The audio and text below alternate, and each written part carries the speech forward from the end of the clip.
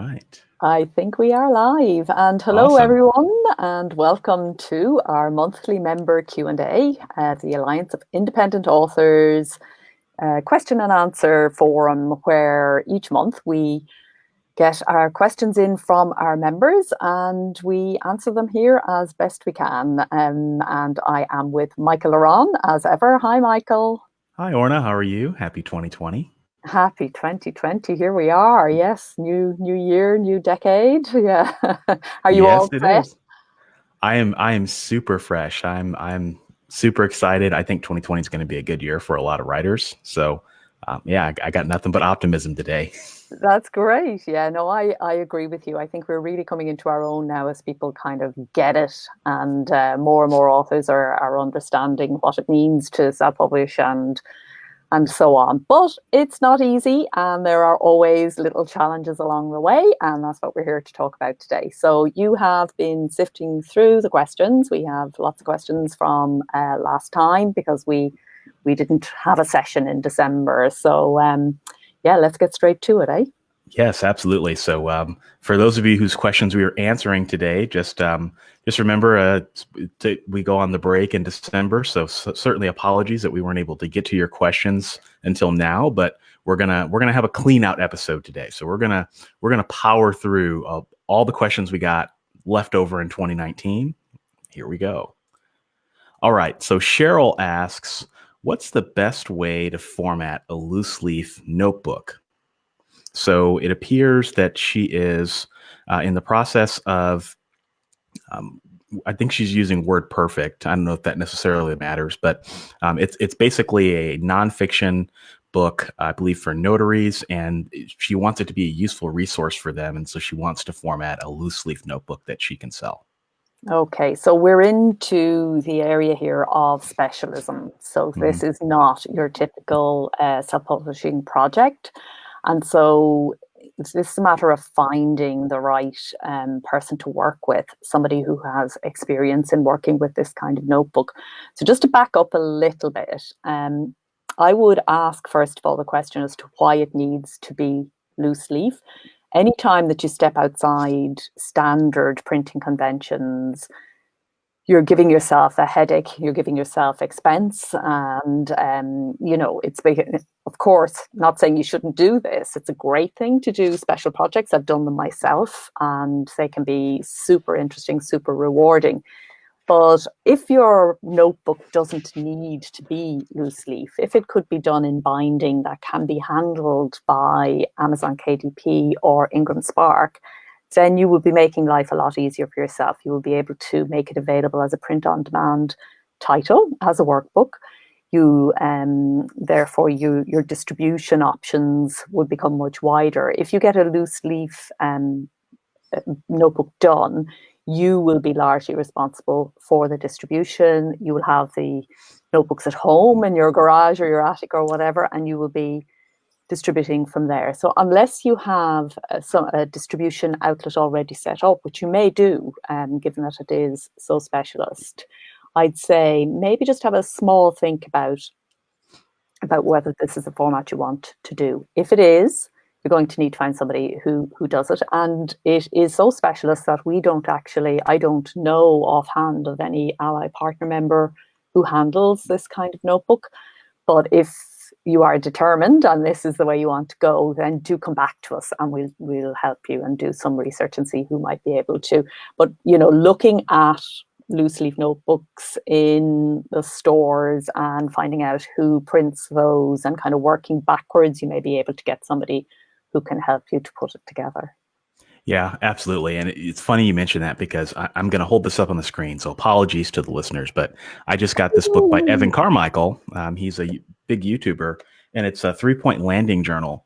And it's a really cool journal because it helps you like write down some of the learnings from his videos. The big downside is that it's print on demand. So it's kind of difficult to write in. And so it would benefit from a loose leaf. But as I was thinking about it, I was like, wow, that would probably be very difficult and very laborious to do. So if Amazon is listening, his KDP print is listening, it would be really nice to have like a journal or a loose leaf notebook feature. But Just Yeah, gonna air my exactly. grievances out in public now, in Yeah, hopes that the exactly. gods We'll will be talk to listening. Ingram Spark as well. We talked to both Amazon and Ingram Spark and see if they Yeah. have any plans, because it's something that we're seeing an awful lot more with our nonfiction authors, that they want to give workbooks to go alongside their nonfiction books. It's definitely something that there is a big demand for. I do. Have I got one? Yes, I do actually. Aha, I do a little showing too. All I right. do this free writing notebook. Oh, Those awesome. who do my creative flow practice will be very familiar with my passion for free writing for authors and everyone. And it is a print on demand notebook and available in softback and hardback. It does the job. It's not, is it the most perfect notebook of all time? No, the paperweight is quite light. It's difficult to fold it flat. The hardback is better than the paperback for that. It's not the very best notebook in the world. However, people have been able to buy it in Australia and all over the world, Yep. which is not something I would have been able to handle myself if it wasn't available on through Ingram Spark and through Amazon. So yeah, have a think about it, and then maybe come back to us and we get a little bit more into it then. Sounds good. All right. Marcy asks, so I'm just going to read her question because I think it'll help tee up the context. So I'm just finishing with my editor. I have an illustrator working on drawings. I also have a family tree and a map that I need to have designed. Who does what and in what order? Do I need a graphic designer? Do I need to pick a publisher first, or are requirements for illustrations similar? Can you walk me through the process? I don't want to spend money on services and then find out that I need it done differently. So to summarize this question, when is the best time to hire an editor, or not editor, but an illustrator? And what is the process of doing it? Yeah, very good. And very wise. Great question. So the order in which we do things, how a book goes through the publishing process can vary a bit, but there are certain things that have to happen in a certain order. And you're absolutely right. Getting this one right is very important. So essentially, you would commission the illustrations at the same time as you're putting together the text, and the entire manuscript with illustrations would then go across to whoever is going to format and put the book together for you.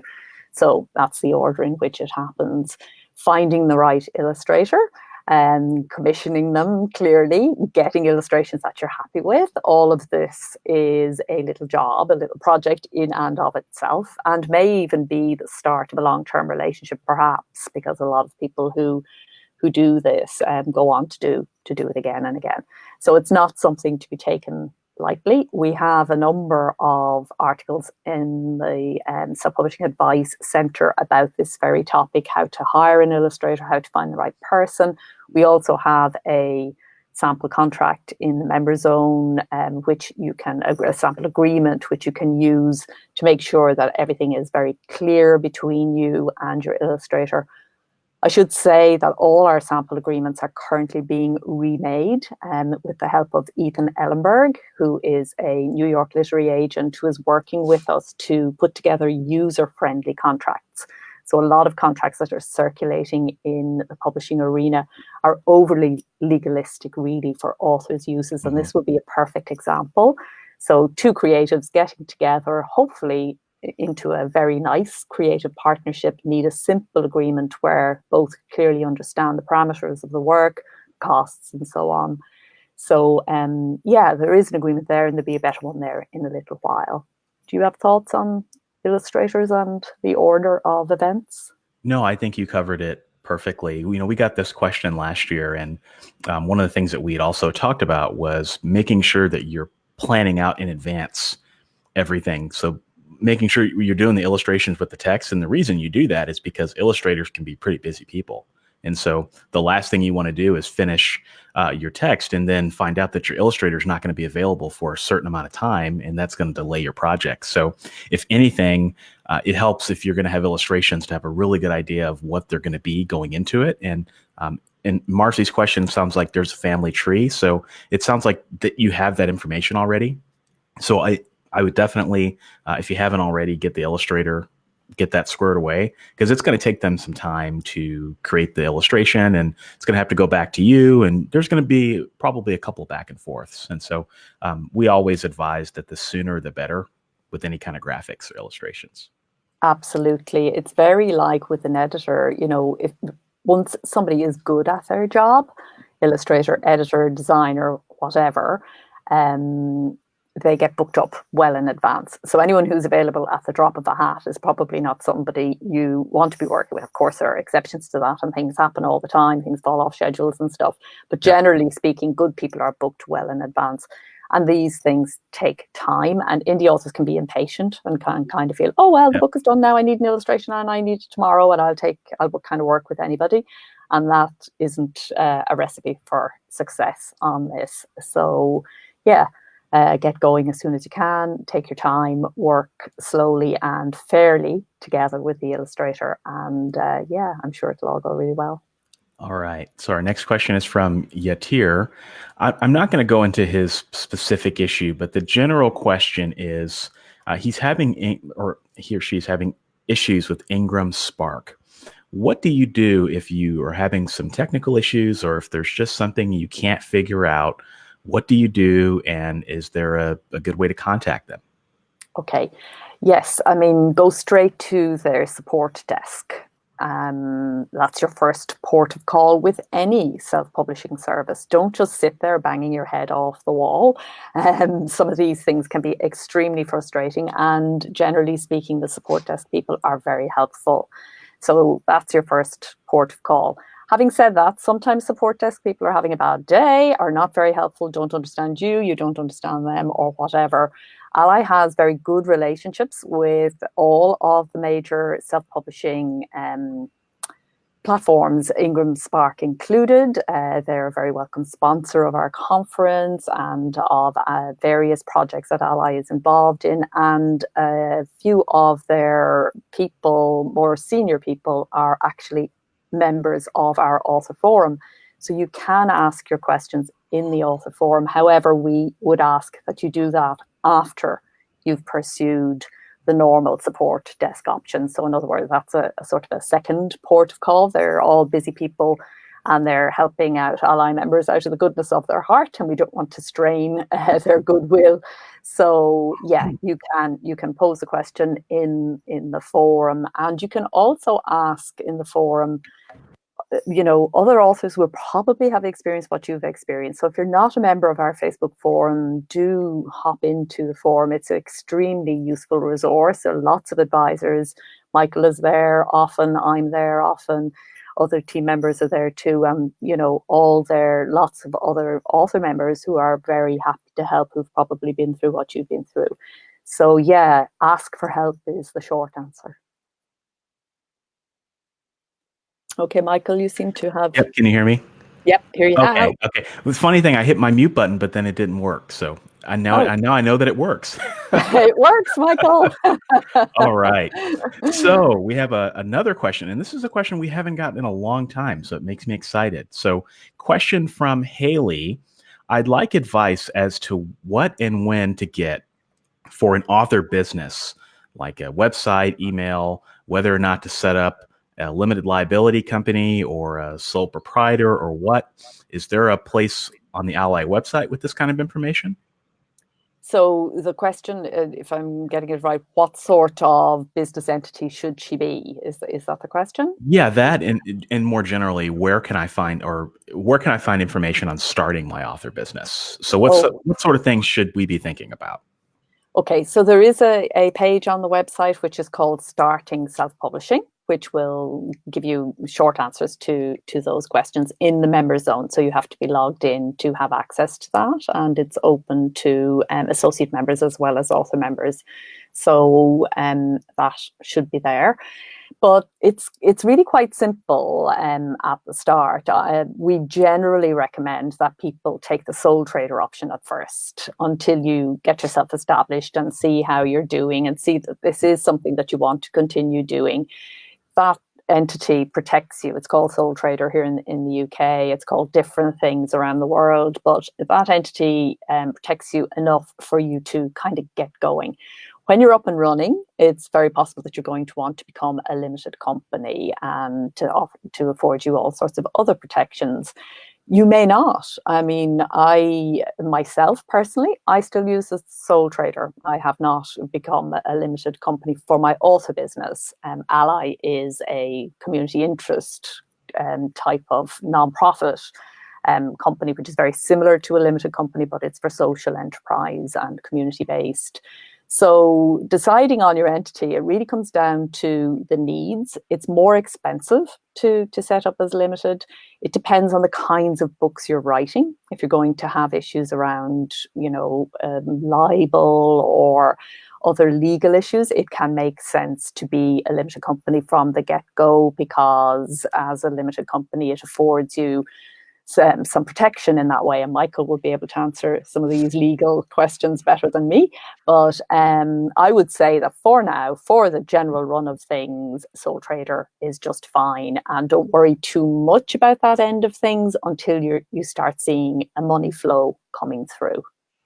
Yeah, no, I that's great advice. I started off as a sole proprietor as well, and actually, just a couple weeks ago, started my first LLC. So yeah, Congratulations. thank you. So it took a few years for me to be able to get to that point, because another thing that you have to really think about when you're deciding on the entities, whether you're sole proprietor, sole trader, or LLC, is how much money you're making. Because if you are an LLC, you really want to have a dedicated, any business, you really want to have a dedicated bank account to where all the money that's coming in, you're not commingling or mixing your personal funds with your business funds.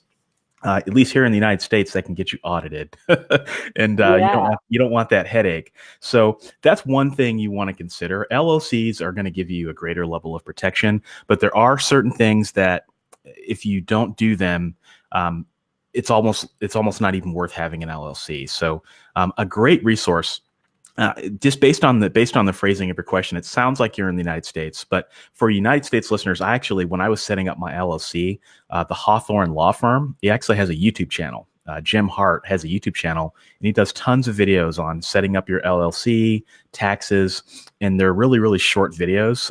I would definitely recommend that you check those out. And if we could find maybe a UK equivalent, that would be awesome to share. But very, very helpful. And to answer the other part of her question, which was, what are some of the other things I need to be thinking about?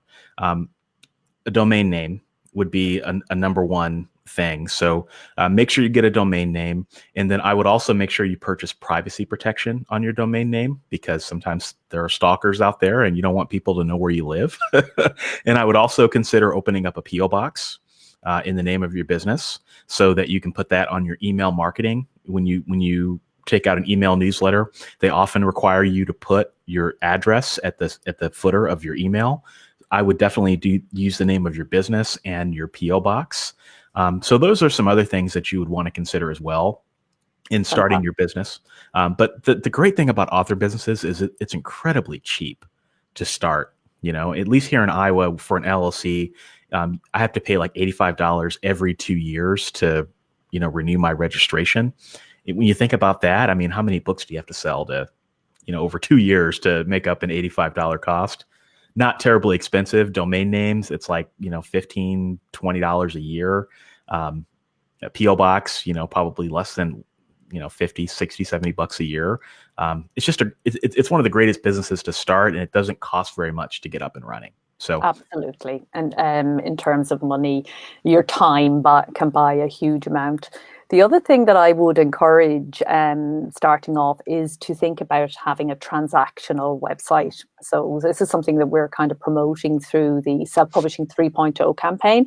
So when you've purchased your domain, as Michael has so wisely advised, to have an author website, so that if somebody Googles your author name, you come up top of Google for that list, not your Amazon listing or some blog you did for somebody 5 years ago or whatever. You want your website to surface at the top. And we would encourage you that to have a transactional website, so that you can actually, if somebody wants to buy a book on your website, they're able to do that. And absolutely. Of course, you can't do that if you're exclusive with Amazon KDP. But in the in the hope that you will have more than one book and more than one project going forth to start as you mean to continue. And your own website will also allow you to sell other things that are book related. So yeah, a lot of authors, trade published authors, can get by just fine with what we call a brochure site, which just essentially tells people what they do and guides them over to an online bookstore or their publisher or whatever. But for an indie author, it just makes total sense that if somebody wants to buy your book, they can buy it from you. So yeah, if you get all of that in place, as Michael said, for very little money, you're in business, which is amazing. Which is good stuff. All That's you what it's need is all about. books. Yeah. That's all all. right. Yeah. So member Jonas asks, and this is kind of a broad question, so we can just maybe hit it really fast, is how can I get more exposure for my books and increase my book sales? Oh, Michael, hit that one really fast. We could do all. We get this question a lot. So we get the question a lot. So what are your like top 2 tips on this? Because this could be a Pandora's box. I mean, we could talk about this for hours, right? Exactly. So we can't. We don't have hours to talk about this. So I'm going to give my number 1 tip, which is you must find out who your readers are and find out where they are online and set up some sort of communication channel between you and them. And you must also have on your website a facility whereby people can sign up to give you their email address so that you are able to contact them yourself about your books when as you bring more books on stream. And thirdly, you need to decide, it's back to that first thing of the channel between you and the reader. How are you going to reach them? Is it going to be social media? If not social media, is it going to be something else? Do you have a budget? Are you going to advertise? These are the things you need to think about. But primarily, you need to think about that relationship between you and the reader. What is your value? What are you offering? And it's not a matter of, I've got books to sell and, how do I just kind of scattergun the reading world with, and somehow by some magic trick bring in readers. It's actually something that you have to think. It's a core part of your publishing. Once you've made a good book, you now need to think about what is the value in that book, who's interested, why should they be interested, and how are you going to let them know about your book and how are you going to encourage them to buy it. So that sounds woolly, but actually it's very, very practical. And it's the first step for everybody. So that's the one I'm going to offer. What about you? All right. No, it's very similar to what I asked. So in the interest of time, we'll move on to the next question. Okay. So Julie asks, how aggressive should I be in pursuing speaking opportunities? So looks like she's wanting to visit venues and conferences potentially. And she's maybe running into some roadblocks because she doesn't want to feel like she's begging for speaking events. So what's that comfort level? What does that look like for you, Orna? Okay. So assuming that you have a book that benefits from speaking opportunities, so I'm going to go on that basis, and that it isn't just that you kind of like speaking and want to kind of go out there and talk about your book. It is a book. Not all books lend themselves that well to speaking opportunities. Or doing events, doing live speaking events is actually a pretty inefficient way to reach readers in the main. So it needs to be something that you want to do for its own sake. If you're doing it just to sell books, I would say that there are much easier ways to sell books without ever leaving home. So just to put that caveat in there first. Assuming that you are somebody who's able to command a sizable audience and who is able to benefit from book sales at the back of the room from that audience, the thing is that to establish yourself as a speaker is as difficult as it is to establish yourself as an author. There are more speakers than there are opportunities available, and the more lucrative speaking opportunities go to those who have a proven track record, who generally have a speaking agent, and so on. So speaking is its own world, as it were. in terms of how aggressive you should be, by that I assume you're saying how, how much follow-up should you do, how much pitching should you do. I would say you need to be very consistent. Don't expect an answer straight away. You will always need probably to follow up. Follow up 3 times. If you haven't had an answer, you might want to make a phone call if you're really keen and say, I've been emailing you, I haven't heard from you. And then if getting a response, I would take that as a no and then move on to the next opportunity. So you're kind of putting yourself back into that world of,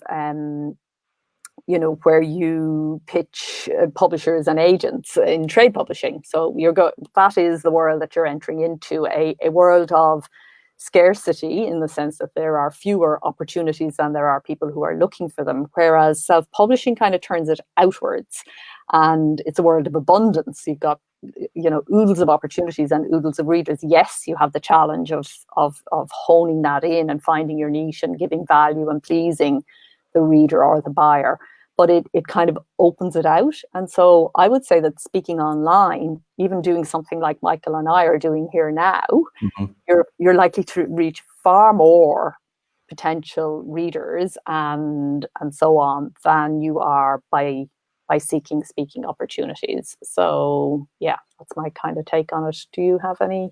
Yeah, that was my take. That was my first answer, was either consider a YouTube channel or a podcast, and then find some way to make that a call to action on your website. Have a speaking page on your website, demo some of your talks either on YouTube or on podcast. When you do get your first speaking event, make sure that you get permission to record so that you can use that and upload it so that you can use that as a calling card. I think all that is critically important in today's age, and that would be the way that I would establish my speaking career.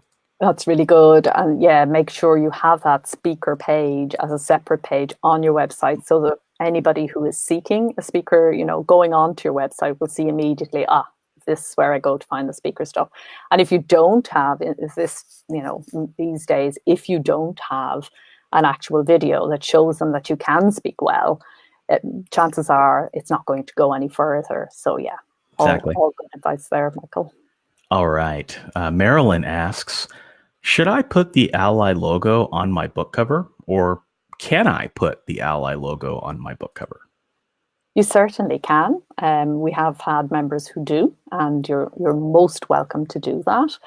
I assume the reason you're doing it is as a sort of stamp that says, I'm a member of a professional organization, and that is a very reasonable thing to do. However, I will say, much as I love ALLi, and for obvious reasons, that it probably won't mean all that much to the average reader, I would have to say, in all honesty. So you're more than welcome to do it. We're delighted that you feel that sense of pride in being a member.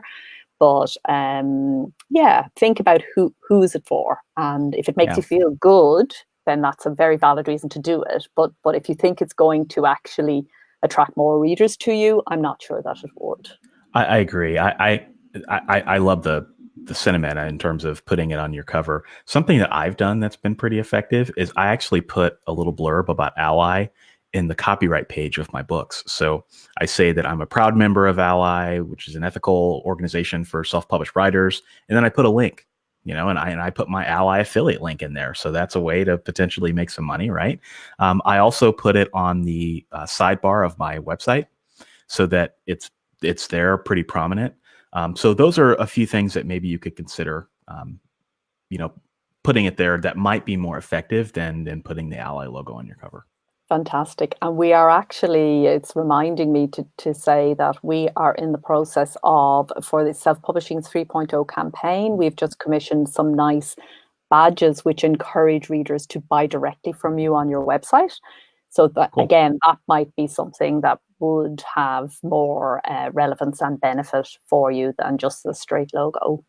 And as Michael says, do use your affiliate key. We have so many members who promote us and tell people about us and forget to use the affiliate key. And it is a nice little earning opportunity, 30% on anybody that you bring in. So don't forget about that.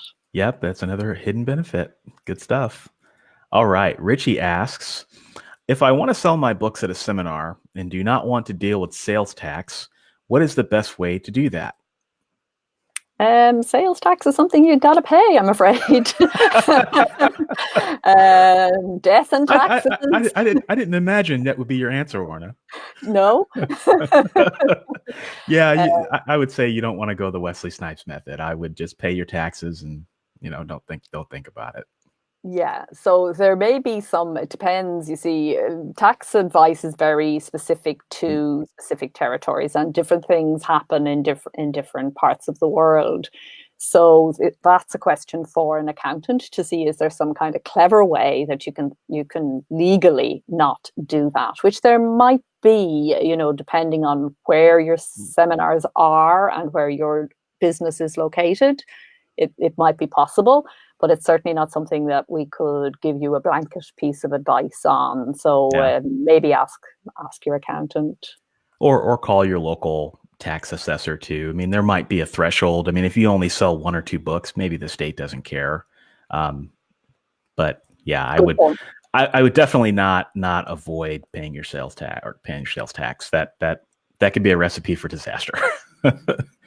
All right. Maddie asks, is PubMatch worth pursuing for subsidiary rights? Interesting. A very timely question. ALLi had an arrangement with PubMatch some years ago, and it wasn't really working. So it kind of, but by mutual consent, we just kind of stopped doing it for a while. However, last September, we began to really get serious about this whole idea of selective rights licensing. We are seeing many of our members being approached now by rights buyers all over the world for translation rights in particular, but also for other subsidiary rights. And we wanted to kind of take hold of that and find ways that we can help to facilitate that. So we've got a few things going on.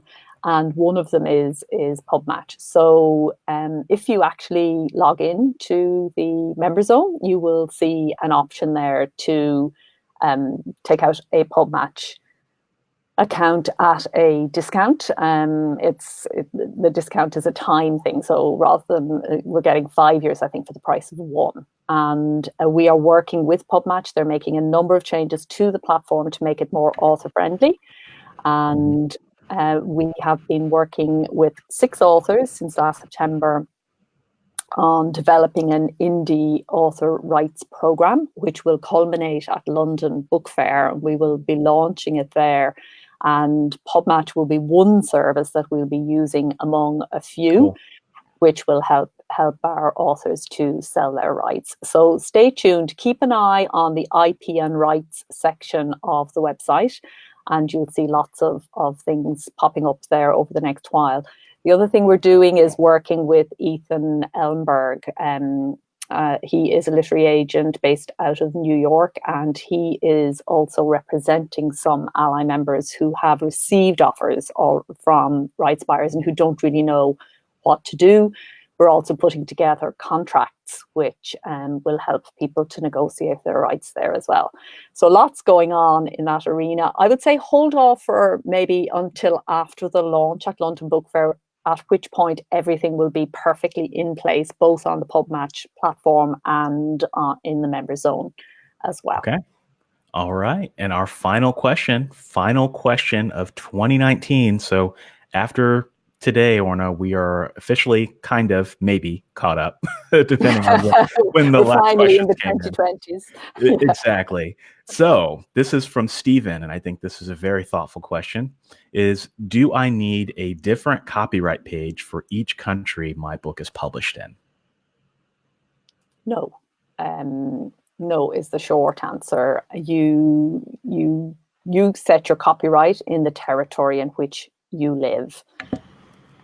Copyright is out of date. It's not working very well, is a sort of short and unsatisfactory answer. Having said that, it is working very well in loads of different ways. So what you do is your copyright is governed by the law in your jurisdiction. And so if you ever came to the point where you're asserting your copyright in some way, defending a case or pursuing a case, I want to say, first of all, highly, highly unlikely that that will ever happen, because it's hugely expensive. I doubt you have the money to do it. And there will be no guarantee of a good outcome at the end of it. The real value of copyright is that it exists and that you assert it and you are the rights owner. And so if it ever comes to a dispute, you say, you're able to show people that you are the rights owner, and then it doesn't get to court. It doesn't get, you are the rights owner. That's the beginning and that's the end of it. And that's the beauty of copyright. So it just needs to be asserted once. Copyright, the little C symbol. If you want all rights reserved, if you want to reserve all rights. You can also do Creative Commons if you want to release some rights, and your author name. And that's all you need to do. And copyright is sorted. I think in the US, it also makes sense to, you've got to kind of legally register it in case it ever does come to some kind of court dispute. Isn't that right? Yeah, unfortunately. Yeah. So, the U.S. is an oddball when it comes to copyright, but yeah, it's highly advised that you register your work in the United States if you're a United States citizen. It allows you to pursue certain damages if you ever were to file a lawsuit, and it just affords you an additional layer of protection. It's not required, but it is certainly recommended. But yeah, Orna's question or answer was spot on. You only need one notice. Copyright, it is governed by the jurisdiction in which you live, but you also have to remember that most of the countries in the world reciprocate.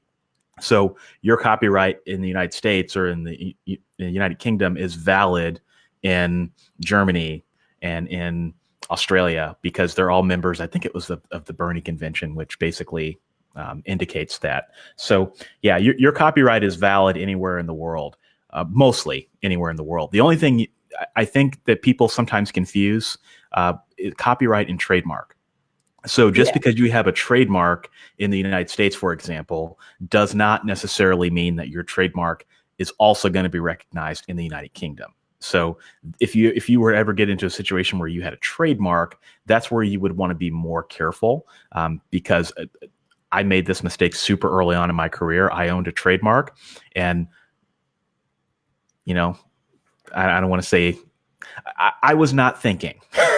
I was not thinking, and I didn't realize that my trademark was only valid in the United States under advisement of my attorney. So I had to upload one book with my trademark on it, and then I had to upload another book that didn't have the trademark on it, and it was just kind of it was an administrative nightmare. That's very interesting. Yeah. And it's a very good point about the trademark. And I don't think you were foolish at all, because I think, we don't tend to think outside our own jurisdiction. And particularly if we're in a big jurisdiction like the US, where a lot of states are governed by the same law. It's a very good distinction that you make. The Berne Convention means that everywhere where copyright is recognized, and they're cooperating together, trademark law is not the same. So excellent point. Yeah, and I would say the reason that was a silly mistake for me is because I trademarked a series title of my first book that only sold like 10 copies. I thought it was going to be the hot thing. I thought it was going to be the next biggest thing since sliced bread. And boom, it didn't do anything at all. New indie author. If we didn't think that way, we'd never do this thing. Some of that is healthy, but it's not healthy when you spend several thousands of dollars in trademark attorney fees. Well, thank you for letting us learn from your painful experience. We live and we learn, experience. Exactly. Well, that is it. That's our questions for this month. Okay, that's it. And that's what it's all about, learning from each other. So in between now and the next show, if you have a question, do also think about the Facebook forum. If you don't love Facebook, you can just send your questions into us at info@allianceindependentauthors.org.